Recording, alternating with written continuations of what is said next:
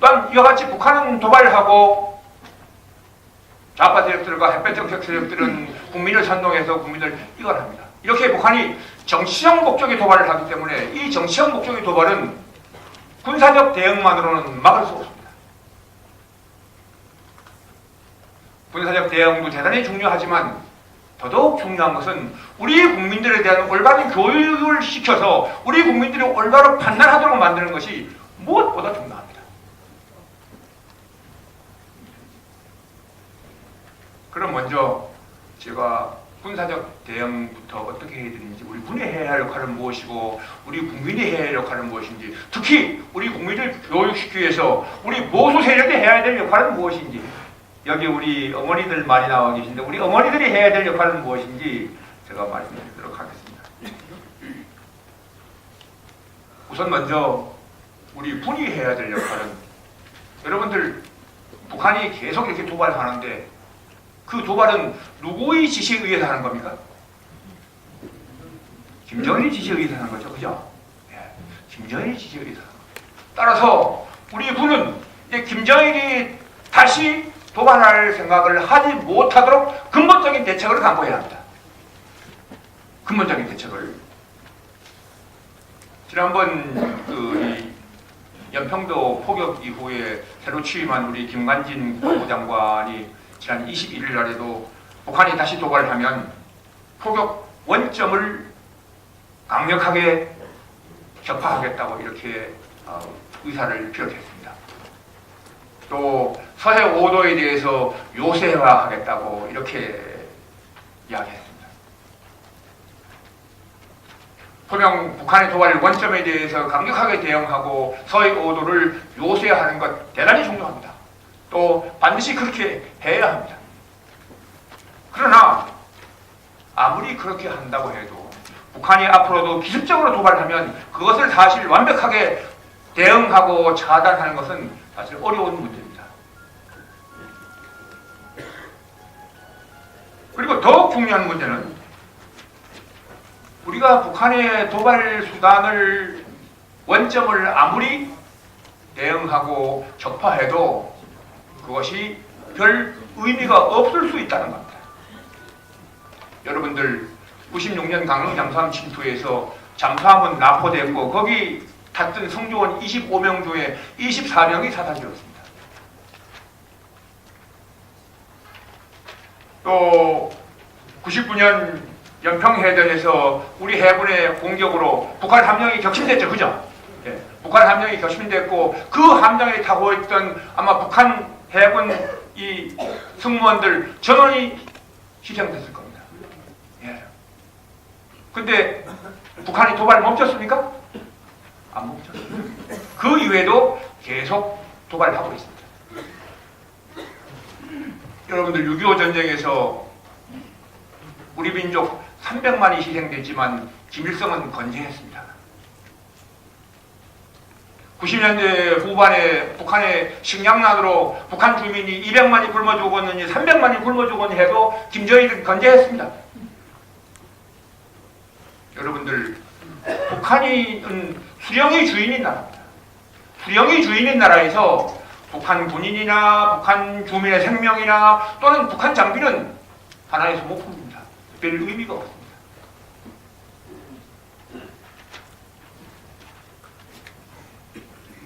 따라서 이 도발을 막으려면 이 북한의 도발의 원점인 김정일이 도발을 생각하지 못하도록 근본적인 대책을 강구해야 합니다. 여러분들 제가 이번에 이 문제 때문에 다시 조사를 해보니까 1953년 휴전 이후에 지금까지 우리 국민이 희생된 큰 도발만 북한이 200여 회 이상을 했습니다.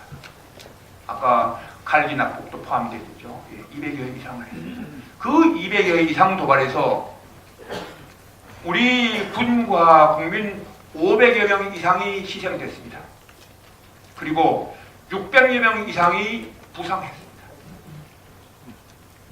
여러분들 언제까지 우리 국민이, 우리 군이 이런 도발을 계속 용납해야 됩니까? 언제까지 우리 국민이 희생되고 우리 국민이 다치고 우리 국민이 불안하게 살게 해야 됩니까?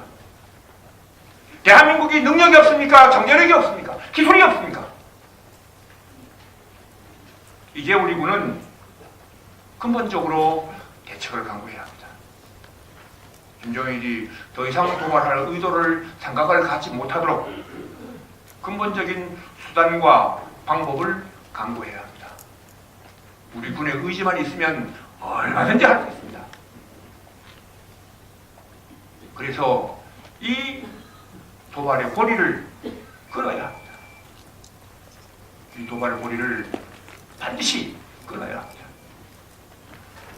다음에 두 번째는 우리 애국 보수 세력들 그리고 국민 여러분들이 해야 할 일입니다.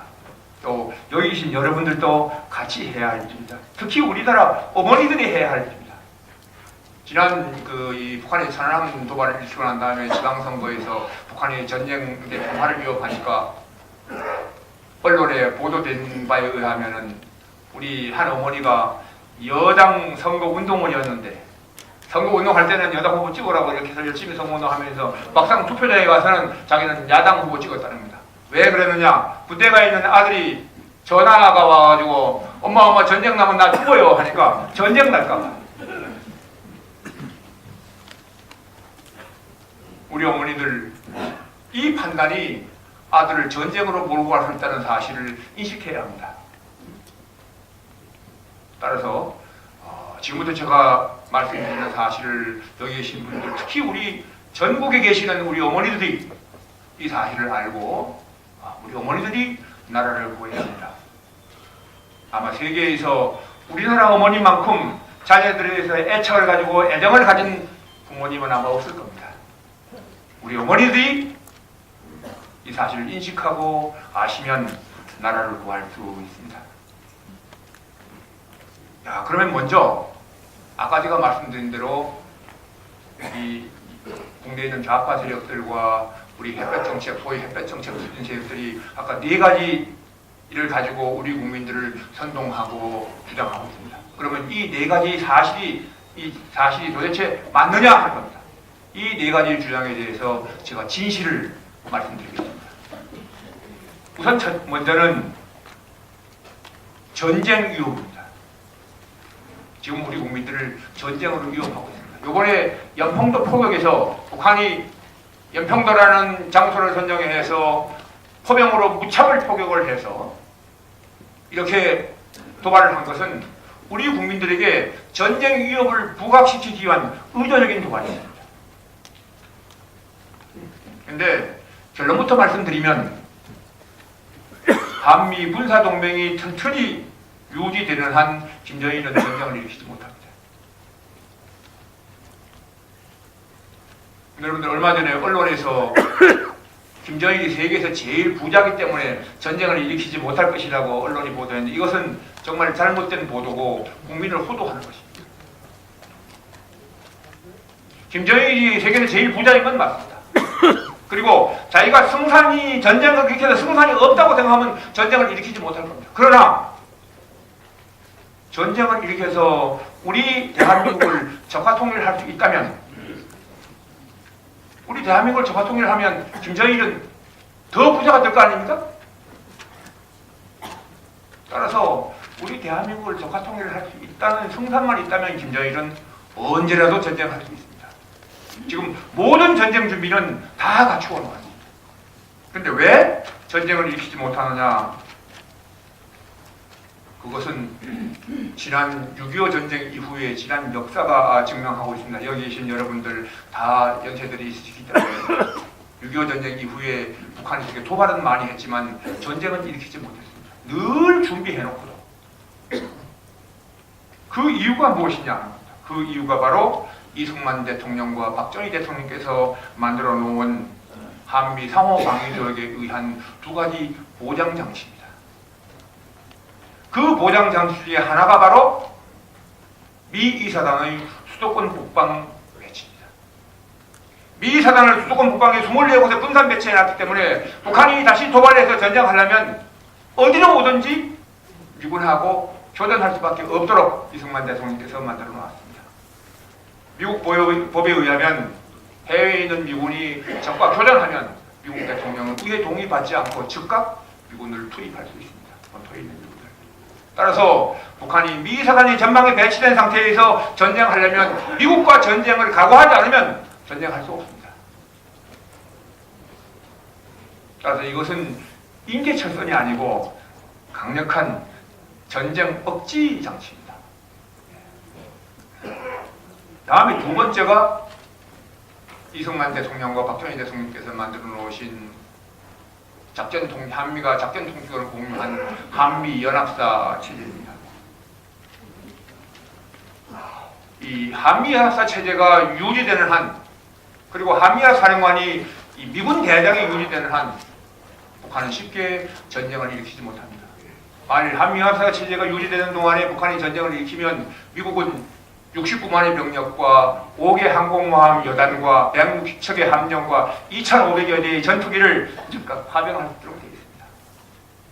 북한이 미국과 전쟁을 각오하지 않으면 전쟁을 일으킬 수 없습니다. 따라서 이 두 가지 체제 때문에 지난 6.25 전쟁 이후에 북한이 전쟁을 일으키지 못했는데, 여러분 아시다시피 노무현 정부에서 미 사단을 후방으로 이전하고 미국으로부터 전작권을 가지고 한미연합사를 해체하기로 2012년에 해체하기로 결정해 왔습니다. 그런데 그것을 이명박 정부 들어와서 우리 많은 보수세력들이 반대하고, 여기 계신 우리 조갑재 대표님, 우리 민명돈 사령관님, 그리고 여러분들 천만인 서명운동하고 그 여름 땡볕에 시청 앞 아스팔트에서 몸부림치고 이렇게 해서 2015년 12월 1일로 연기시켜놨죠. 이제 따라서 최소한도 현 상태로 간다면 2015년까지는 북한이 김정일이 전쟁을 일으킬 가능성은 거의 없습니다. 여러분들 안심하셔도 됩니다. 또 우리 국민들 안심하셔도 됩니다.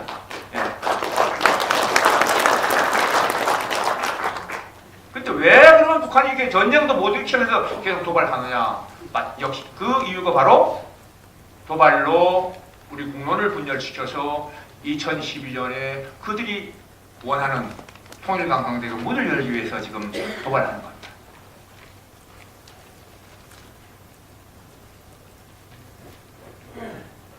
그러면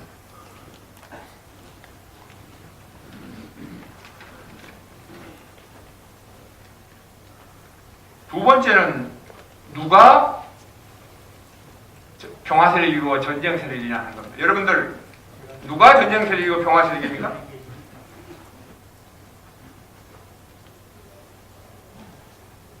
평화는 북한과 대화한다고, 북한을 지원한다고 평화가 옵니까? 안 오죠. 햇볕정책 추진 이전에는 북한과 대화하고 북한을 지원하면 평화가 오는 것으로 우리 국민들이 알고 있었습니다. 또 그렇게 생각할 수밖에 없었습니다. 그러나 이제 햇볕정책을 10년 동안 하면서 우리가 북한과 그렇게 많은 대화를 했고 8조 원이 넘는 지원을 해줬고 북한이 해달라는 걸 다 해줬는데도 평화가 왔습니까? 북한과 대화한다고, 북한을 지원한다고 평화가 오지 않는다는 것은 이제 역사가 증명하고 있습니다. 여러분들 지금도 햇볕정책 추진 세력들이 북한과 대화해야 한다고 주장하고 북한과 대화해야지만 평화가 온다고 하는데, 북한과 대화해서 평화가 오지 않는다는 것을 이제 여러분들이 아시겠지만, 하나만 제가 더 말씀드리면, 요즘 에덴엘 때문에 얼마 전 연평도 폭격이 있었고 이 산화함 격침이 있었는데, 이 에덴엘 문제가 언제부터 북한이 이 에덴엘 문제를 가지고 시비를 걸기 시작했느냐? 1953년 7월 27일 휴전되고 난 이후에 73년까지 20년 동안은 북한이 에덴엘 문제를 전혀 제기하지 않고 잘 지켰습니다. 근데 언제부터 이 에덴엘 문제를 가지고 시비를 걸기 시작하고 서해 사태를 일으켰느냐 하면 73년부터 시비를 걸기 시작했습니다. 왜 73년부터 시비를 걸기 시작했느냐? 여러분들, 우리 정부와 북한이 남북 대화를 언제부터 하기 시작했습니까? 공식적으로 하기 시작한 건 72년 7.4 공동성명 발표 때부터였습니다. 이제 72년 7.4 공동성명으로 남북 대화가 시작되기 되니까 북한이 에덴엘 문제 들고 나와서 남북 대화의 대란 전략을 이어온 겁니다. 그래서 북한은 남북 대화도 우리의 지원도 전부 대남적화 통일 전략에 이용하지 대화한다고 지원한다고 평화가 오는 것이 아닙니다. 그러면 평화는 지금까지 어떻게 왔느냐? 바로 한미 군사동맹을 지켰기 때문에 북한이 도발하지 못하고 평화가 옵니다. 따라서 한미 군사동맹을 지키려는 세력이 평화 세력이고 한미 군사동맹을 해체하려는 세력이 무슨 세력입니까?